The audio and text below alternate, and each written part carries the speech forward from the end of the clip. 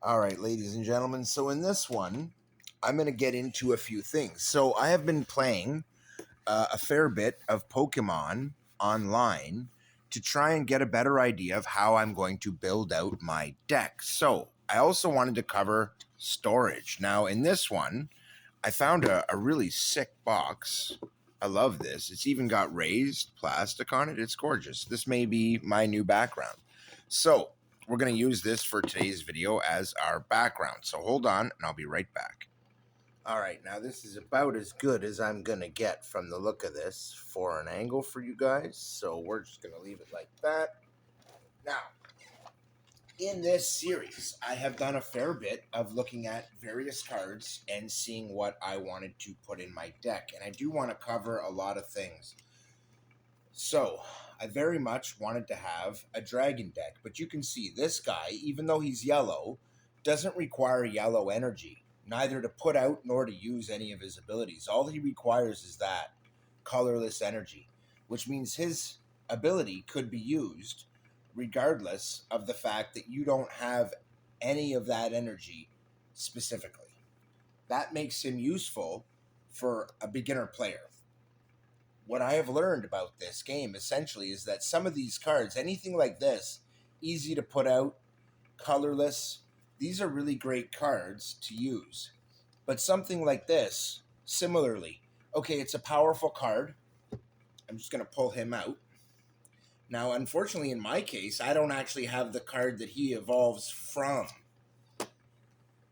So I don't have this card, so I can't use him in my deck right now. As a beginner, this is a problem you're going to come up with. You've got a great card you like, but you can't use him. But when I do get him, he's useful because he only needs one energy of his color, which means I only need to have one orange fighting energy out, which is really useful. And you only need to attach that one to him. But be wary of any EX card because while there's counters to EX cards and there's lots of things that kill EX cards and they are pretty powerful and you can win games with them, but they can also be a detriment. And when they die, they take 2 cards as prizes, and that's bad because it counts as 2 points when you lose an EX card as opposed to 1 point for losing any other card. So you're better off to avoid cards like this in your deck anyway. These, while they might be pretty, are not EX cards, and they are safe to use in this regard. So I did want to cover a couple of things because I'm at the point right now where I'd like to build a deck. I could use these, but these are actually from SV7, and they're perfect, mint, look perfectly centered. Only when you look very carefully, you can see that the centering is slightly off here. There's a slightly different line from here to here and from here to here. The distances, I don't even need to measure this to see that they're not quite perfect. Whereas when you look at this one, the centering looks much better. Top to bottom actually looks absolutely perfect, but right to left, not quite. If you're going to be grading cards, that kind of stuff matters. Later, we'll get into that, but for now, I just wanted to focus on the basic stuff because in this video, we're going to build a deck. So we're going to decide what cards we want in it. And for now, those 2 owls could absolutely go in it. These 2, which are Joltik, even though this is in Japanese, can go aside. But this lovely EX, as much as I like it, isn't going to be in my deck, you guys. So I do have a whole bunch of other cards here that are kind of my favorite, bestest cards. And I'd like to be able to use them. But I only have 1 fire energy so far, which means there's no point me putting this card in my deck because I can't use it. The number of energy cards I have means I'm better off not using that. Same with this. It's a big character, but its damage isn't going to do much damage. And I need 2 red to activate it. I'm unlikely to have that. Whereas this, 1 fighting energy and 2 colorless. Yo, this is a card. I could use that. Again, a good card, but costs 2 red for me to use it, and I have to have the evolve card. Again, a good card, but needs black energy. I don't have any of that, so I can't use it. But look at this guy. He needs steel energy because he's a steel dragon. I don't have any of that. I need to avoid any card like this. Look at this guy. Black, he's awesome, does huge damage, but I need a red and 2 black to make that happen, and I don't have any black energy yet. This guy, though, all colorless, but I have to attach 4 energy to him to make him work. And if I lose him, that's serious.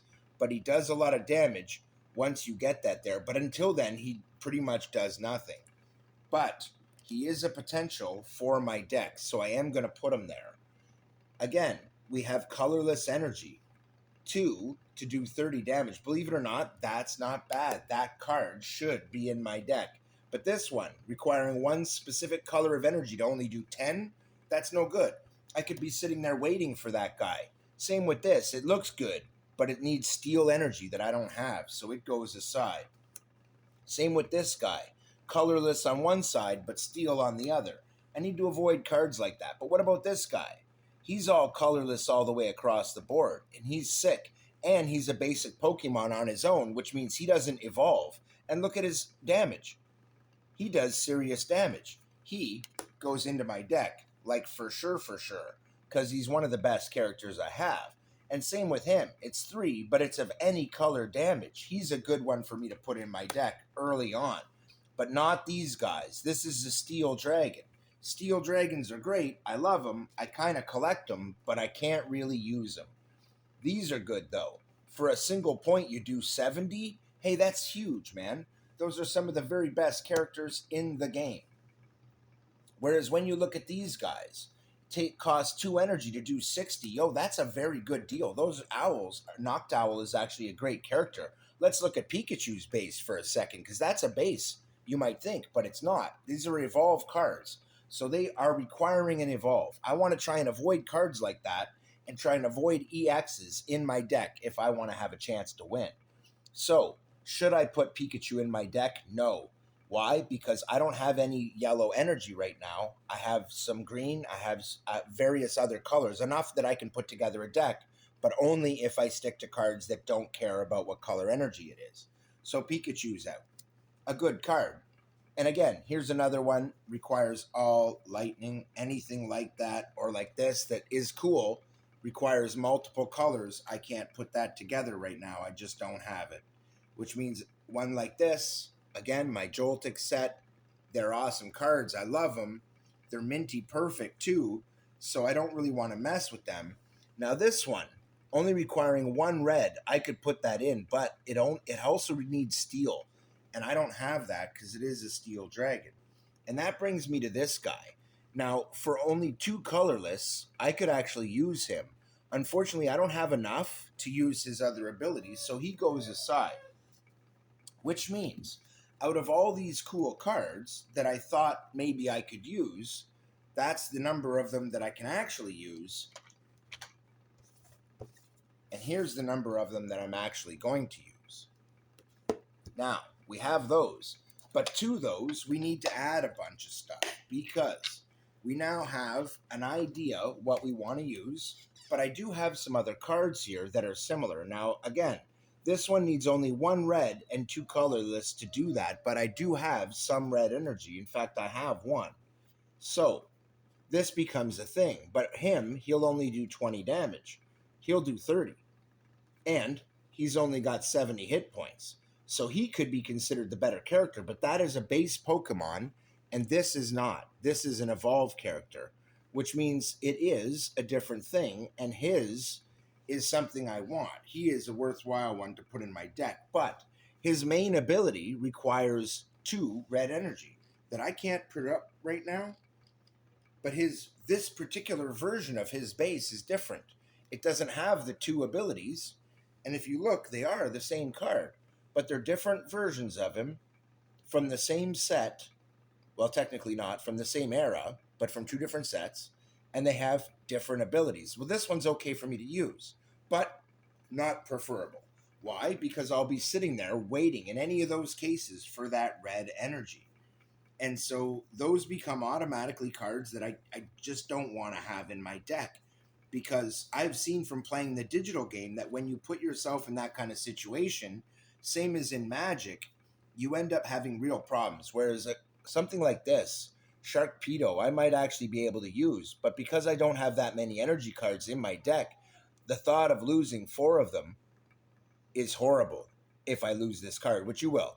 And at the same time, I can't use this damage ability until it gets 4 and it has no other damage ability, which means unless you have a lot of energy in play, it's not very bloody useful.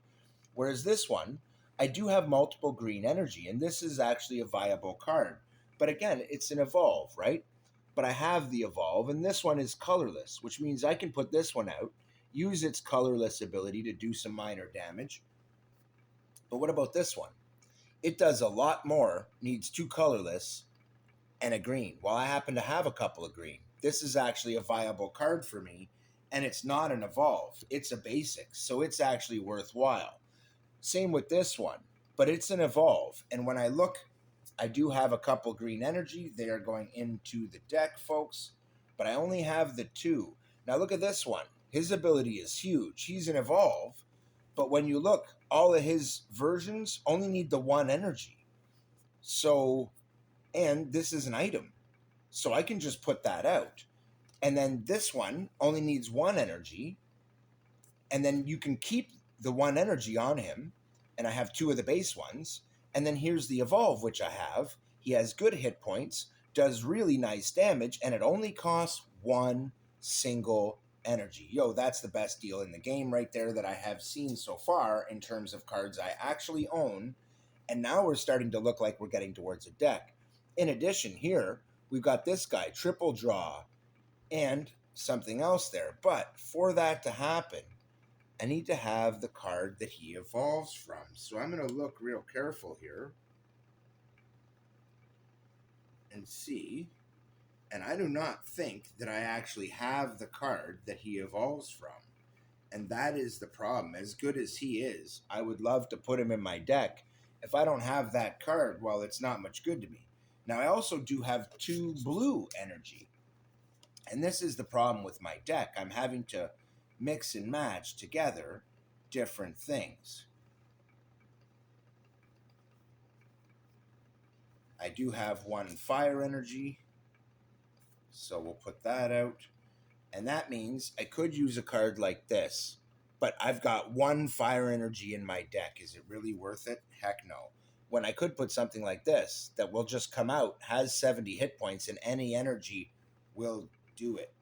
In addition, I have this one where its evolve could come out. I could put my 1 red energy on that, but then the rest of this is colorless, and it ends up doing huge damage.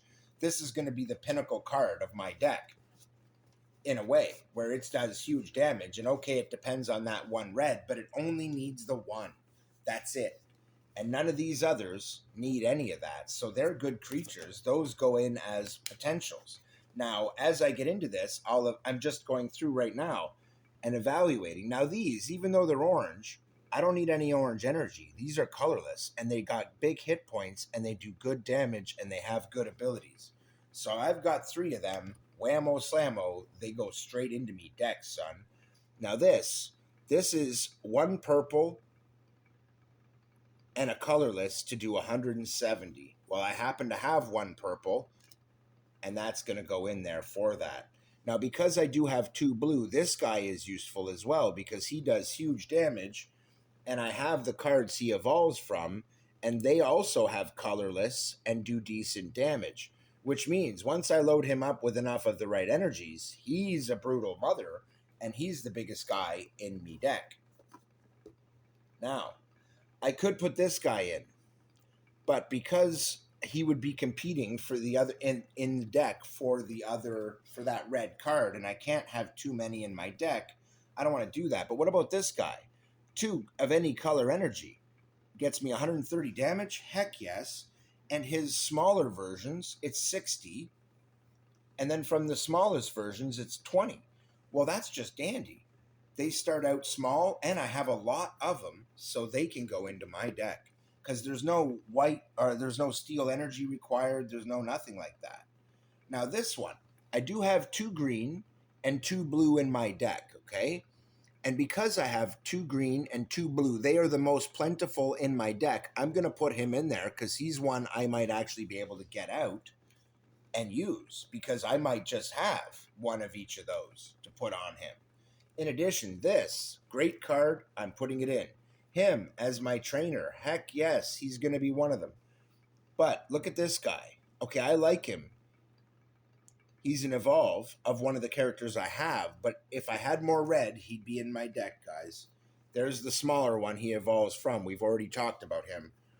So I've got this guy, which is the non-hollow version of him, but I'm allowed to have up to 4.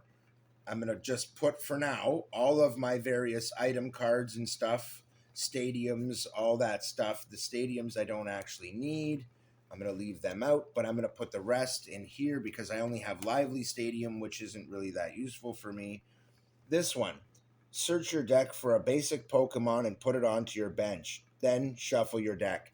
This is a really useful one. Even though it's a very basic category, it is nice to be able to have things in your deck that are useful. Now, also purple, I will point out, look at this. 3 colorless energy, does 50 damage, has 90 hit points. Yo, that's a great card for me. 1 energy, delightful kiss. It's actually no energy. You can just do it. And it lets you search your deck for up to 2 basic energy cards and attach them to one of your benched Pokemon. Tell me that is not an incredibly useful ability for me. And then we got this one. Requires a purple, though. And so even though I do have a purple energy, I'm going to be passing on that one. Same with this. As good a card as it is, it needs blue and purple. Okay, I have that. But if you look close, it also needs another kind. It needs steel energy, and I don't have any of that. So it's another one that goes aside as I really like this card. I would really love to use it in my deck. I just bloody can't. That's the category of card that goes into. So now, I am going to separate from this out all of the cards that are essentially investment quality and keep them aside, which I pretty much am, except for a few. So the few that aren't, I'm putting them back into my deck box because those cards will be kept. These others could very well be sold and may be, but the rest of these will be retained because they are some of my favorite bloody characters. And so I'm just sorting out the retains and then the investment cards. So now that that's done, and I stick the ones that are, more valuable aside, I'm going to move on. So in here, I have a neat box. I love this. Came out as a great little box. Now in here, I wanted to show this because I have a ton of cards here. Some of these with only 1 fighting energy and another energy, 60 damage. Yo, that's really good. But then you got something like this. 2 energy to do 20. That's just not worth it. There are better cards. 1 orange, 2 colorless for 50. Yo, that's a great deal. If I had 2 orange, I'd happily put that in my deck, but I simply do not. There are a lot of times where you might want to use a card, but you may not have its evolve. Well, in this case, this one takes colorless energy, and it only does 10, but I have its evolve, which only needs 1 green, which I have 2, and another colorless to do 60. This one is worth considering at least for my deck, but at this moment, we're getting a ton of cards built up.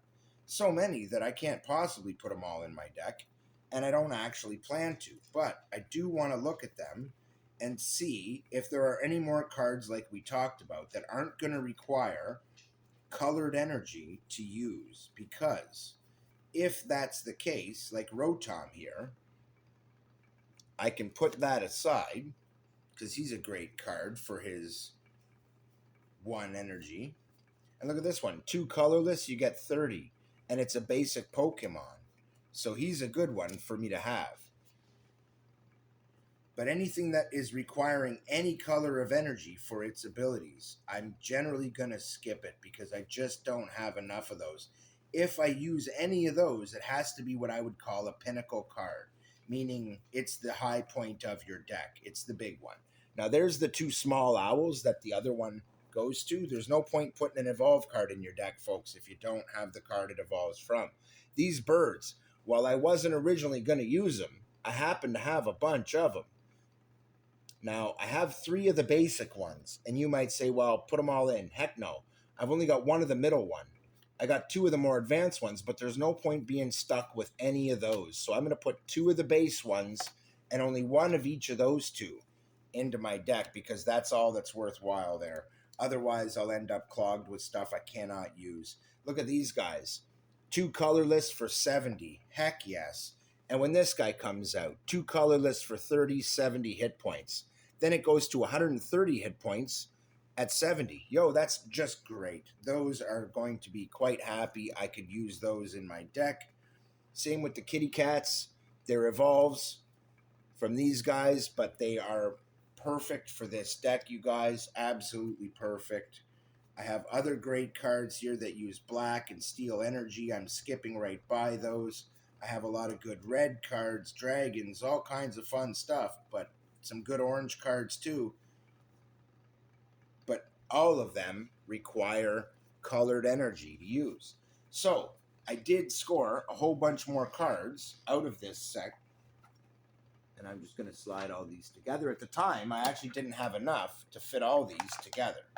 So I like to keep things separated. So what this does now is it separates for me out all of the cards that are deck worthy and could be considered for my deck.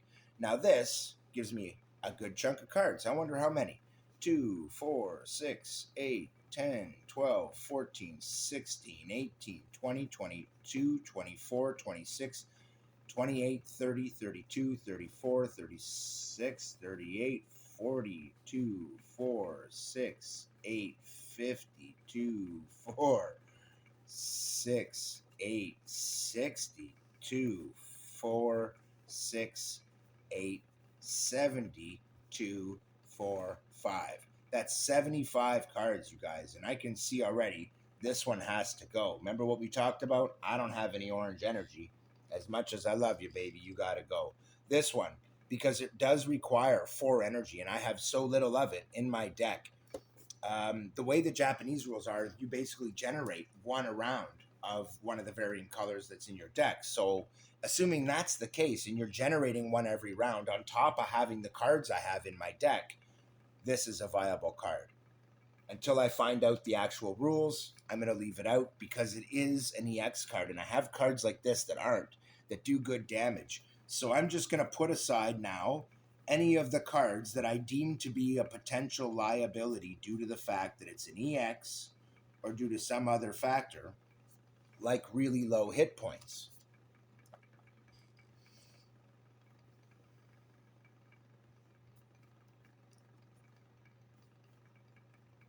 I also don't want to fluff up my deck with too many cards that are weak in hit points or that use a lot of different things. I actually have enough stuff to do good damage that I don't need this. It's not that I couldn't use that one, but this one's worth it. Now, that's the creatures. And now look at this. Does that look well proportioned? This is a big chunk of stuff that I don't need all of. So I am going to have to go through this as well. Now this is serious. If this is attached to an item, anything that takes damage while this is attached to it takes 60 less damage. Yo, that's huge. That needs to be in there. It's a trainer card.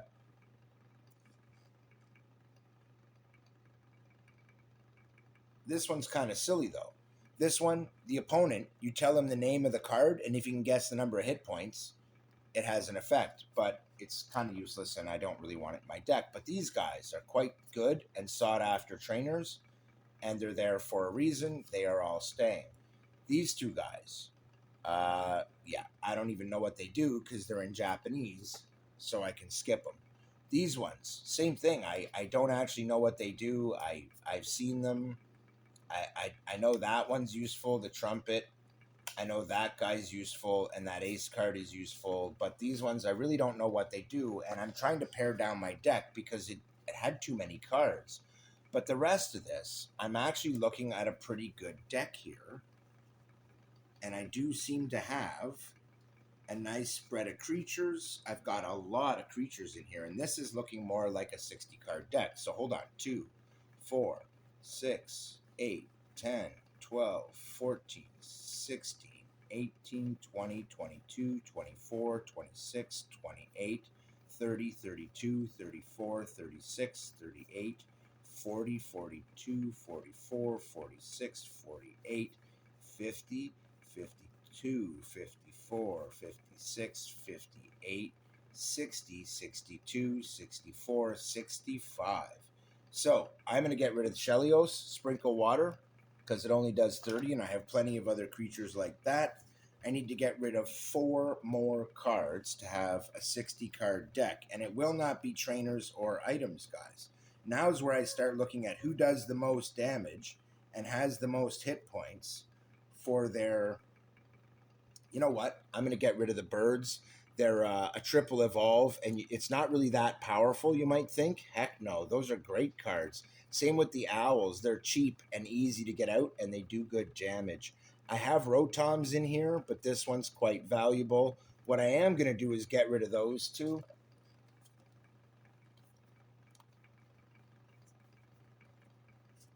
And this guy, just because I need a lot of energy and there's not much reward. And there's my cards. So now let's count again, right? 2, 4, 6, 8, 10, 12, 14, 16, 18, 20, 22, 24, 26, 28, 30, 32, 34, 36, 38, 40, 42, 44, 46, 48, 50, 52, 54, 56, 58, and 61. Now, I am told that you are allowed to have, I think it's up to 64 cards, but generally decks in this game are between 40 and 60 cards. So technically, I really ought to take out one single card. So I will look for one single card that I could just pull. And I could almost pull Rotom, but this one I like because it lets me search my deck for energy. This one is a pretty basic card, but it has nice hit points. There are other cards I could ditch, like these. They only get 70, and that's the base. But then the Evolve has a lot more, and you don't need anything extra. I mean, these are really great cards. I certainly don't want to sacrifice them. The little owls don't do much, but when their bigger counterparts are out, they really do. And given that I have so many Pokemon that are basic, I'm not going to need this one. I don't have very many evolve, so there's my one card. And now I have a nice, tight, neat 60 card deck, and I won't call it a competition deck, but I will say that it has a hell of a lot better a chance of winning a round than any other deck that I could make right now, because it encompasses all of the most high powered cards with the lowest cost so that I can use them the most quickly. They're not EX cards. As you can see when you look through here, there is not actually a single EX. There are some hollows, but none of these cards are actually EX cards, guys. And there is a reason for that. I will make an EX deck at some point, but this ain't it. So, right now, this is my deck.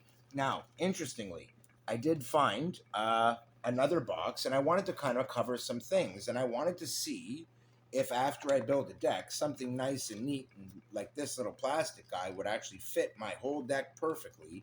It would be a nice deck box. And look at that. If I put 58 cards, 60 cards, okay, yes, they fit, but just barely. Yo, guys, don't use something like this as your deck box. And the reason is you're going to want to put those cards in sleeves, guys. And when you put your cards in sleeves, you can see this gets a lot bigger and a lot wider than the original card. Behind here, I have one of the sleeves you see everybody using, and it's really thin and super special. Okay, I have a great card in there, but this is the small, thin guys. And even still, look at the size difference over a regular card. And you see what I mean right away. There's a size difference. And so that kind of stuff starts to matter when you're talking about a little box. So I got this guy. But as you can see, they all fit nice and neat. I can then close it, except for these really fat guys, which means if I'm using this as my deck box, I won't have these. I'll only have these, which means it's perfect. So I'm going to put those aside. I'm going to put this in my deck box because I now have a deck box for my deck cards that fits nice and neatly in with my other cards. Then my deck fits nice and neatly into my magnetic box, which then in turn fits nice and neatly into my main box. In addition, all these cards were the really sweet cards that I wanted to put aside pretty well, and some other stuff that just got removed from my deck. So I'm going to separate out that stuff to keep for later because I'm not throwing that stuff in the garbage. The stuff that's Japanese only and I can't read the damn stuff, I will just put aside as investment cards. The rest I'm actually keeping. And so that is perfectly appropriate. I will put this back in here. Now, this brings me to my last point for this video, organization. When you are new to a game, it's really important to try and stay organized and to have something that actually fits your cards. As you can see, with the number of cards I have right at this moment, I have no trouble.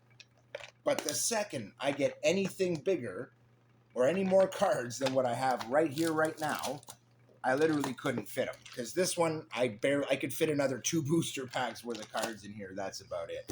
So, the next thing, I keep all of these kind of things as well. I'm going to show these to you guys. I did an opening a while back, so if you're liking these videos, thank you.